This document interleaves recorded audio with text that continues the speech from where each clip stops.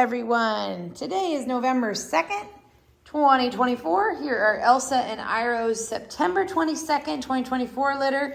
They are 6 weeks old tomorrow. Woo! You guys made it to 6 weeks. And it's time for puppy picking. Here's green. Here is blue. They are getting so big so fast. And I can't believe we're to this point. And my deepest apologies for not getting your midweek video this week. I will explain more in the email. But my mother-in-law had some real health problems, and it just was a major distraction. And I apologize. So I will try to make up for that today. I know how exciting this time is, and I deeply, I'm sorry. So it is time. We're going to start puppy picking. In this video today, I'm going to try to just let you follow one puppy at a time. So right now I'm kind of following green while I explain some things. And then I'm also going to explain about size, coloring. I'm going to go into personalities, and I'm going to explain why I describe them the way I do and kind of what you can expect out of them. I'm going to move to blue over here, kind of follow him while I talk. So these guys obviously are all Welsh Terriers. They will obviously all be high energy breed. They will share those breed characteristics of being Welsh Terriers, of being funny and outgoing and energetic, and just all the things that terriers and especially Welsh Terriers are known for. They're just going to be, here's green and blue. They're just going to be beautiful, high energy Welsh Terrier puppies. And I'm going to follow orange now. And under that umbrella of being Welsh Terriers comes different personalities. And those of you that have had like many Welsh Terriers or terriers in general of the same breed know exactly what I'm talking about, how they can all share those same breed qualities, but yet have such different personalities. And so that's kind of what I'm trying to hone in on here. Sorry, they're going right behind me. I'll jump over to red here. With my descriptions, especially since you're picking from a YouTube video, like a lot of people are wondering about that. So I really try hard to get into these descriptions the way I do. So again, like just because you've maybe had one Welsh Terrier that acted this certain way, that doesn't mean that it's actually not likely to happen that your next Welsh Terrier is going to be exactly like your other one, because they all have very unique, charismatic personalities. That is one thing about our terrier breeds that we love, is they are so full of charisma and personality. And that's one awesome thing about them. So how do I go about describing that to you? Well, in general, there's more outgoing, energetic, alpha type terriers, and there's more laid back, easygoing. And yeah, and there are such thing as an easygoing terrier. A lot of times it's not necessarily during the time that they're puppies. It comes out a lot of times after puppy days, but it does definitely tie into puppy days. That's red right there. Lost my train of thought. But there are more laid back. Obviously, a laid back Welsh Terrier is not like another breed of dog that's considered laid back. They're still going to be a high energy dog, kind of like what I said. They're still going to have those breed characteristics. So how do I describe those things? I like to rank them in order of most outgoing and energetic to least. I'm going to follow orange now while I talk. And this is blue right here. I do this because it kind of gives you an idea. The most outgoing and energetic puppies a lot of times they end up kind of your alpha dogs. And they're usually a little bit more high energy, a little bit more independent, raring to go on endless runs and walks, and like just a little bit harder to wear out sometimes. The more laid back and quiet ones a lot of times are the opposite of the energetic ones. They're a little bit more submissive. A lot of times they are a little bit more not dependent in a negative way, like dependent on humans, but just in the sense that they're not just going to go off exploring all on their own. Like maybe, I mean, they still will because they're terriers, but like maybe the more outgoing ones. Case in point, this little guy here, he's my outgoing male, huh? Yeah, I hope that makes sense. So I like to rank them. So typically I rank them like the males and then the females. So I have between the two males, green is my most outgoing male. No shock. We've been seeing this coming, and a lot of times that is indicative of The outgoing one, you see it come in weeks before you really see much personality out of the rest of them. Blue is a total, like, he's a upper middle of the road, like, type puppy. Like, if I'm ranking the whole litter, Blue would be my number 2. You know, green would be number 1, blue would be number 2, but he can sometimes swing into number 3. Like, he is a very middle of the road puppy, but kind of upper middle of the road, maybe a little bit more on the outgoing side.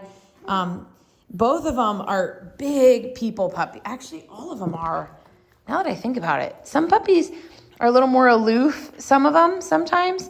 And this whole litter is very much like they are always running over to jump in my lap, which actually Elsa is that way. So that makes sense. But this guy especially, man, he is always over here. Funny boy. You're a funny boy. So he is my most outgoing in the whole litter and of the males, and Blue is second. And then, like I said, Blue would be my second/third. Orange would be my third out of the whole litter, and she's the more outgoing of the 2 females. She's just like kind of what I said about Blue. She's a very middle of the road puppy, but definitely with more on the upper end. So Blue and Orange are extremely similar in personalities. Kind of interesting. Orange is the smallest one in the litter. I wouldn't necessarily call her like a runt. She's just very petite and she's very petite and definitely built small. Runts sometimes are kind of disproportionately small, and she's very much just small. Elsa is our smallest Welsh Terrier, so I would say she's just taken right after her mama. And she is a lot of times the little puppies are, like, they've got some backbone. They're not just going to roll over and get run over by everybody. And that kind of is why she's probably middle of the road upper, sort of. Oh, man, you're going to the bathroom in the corner, aren't you? Come here, Red. Come here. So Red is my quiet one out of the whole litter, and out of the 2 females, she's number 2. She is just very passive and not going to go challenge the other puppies. She's kind of quietly in the background. A lot of people sometimes shy away from the shyer puppies because they're not necessarily, quote unquote, performing on the video. It's a lot more fun to watch puppies being really active. But that's another reason why we do picking at this age, is because we still get to see different personalities mixed in. And in a week, they are all going to be running around this room. I'll hardly be able to keep the camera on them. They will all be doing exactly the same thing, playing. So I like to do puppy picking now because it gives you that really rare window in between kind of the developmental phase that I told you guys about at 4 or 5 weeks, when they're kind of nervous about things, and the developmental phase at 7 and 8 weeks when they've just hit full puppy energy and are bouncing off the walls. So that's why we do it now, and that's why I encourage people to think about not just what you see in the video, but what you're wanting in a puppy. I know that's hard sometimes to see one thing in a video and be like, yeah, but I want this, so think about that. And there are just still 2 puppies available in this litter, the second male and the second female. So the 2 families, they get to pick. You guys get to pick, and then once I hear from you, I will, for those of you interested in the remaining puppies, I will update the ads on our website with what puppy is still available. So there's Red.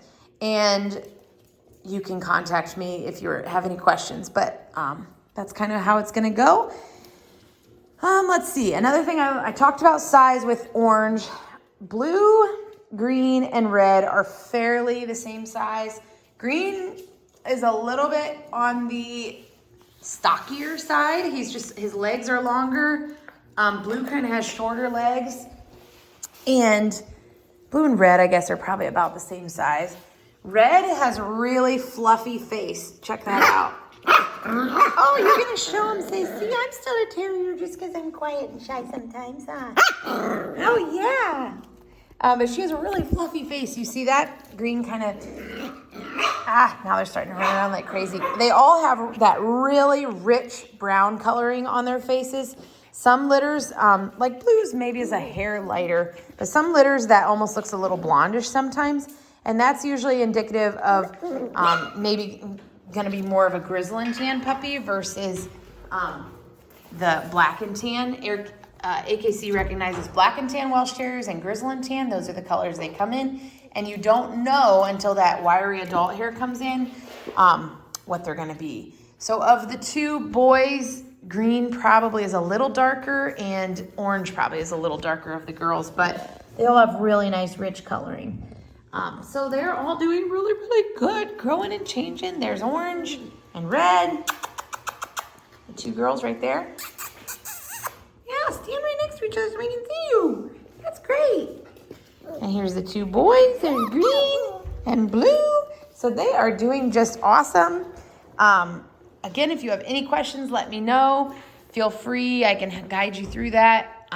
But they're really an awesome, awesome, nice temperamented litter of puppies. So I genuinely, I'm starting to get to the point that I say this in most videos, but it's really encouraging because we've been working for years on breeding nice, even-tempered puppies. So it's really cool that I can say that in so many videos, that you really can't go wrong with this litter. It's a great, great bunch. So have a great weekend. Again, sorry about the missed video this week. Let me know if you have any questions.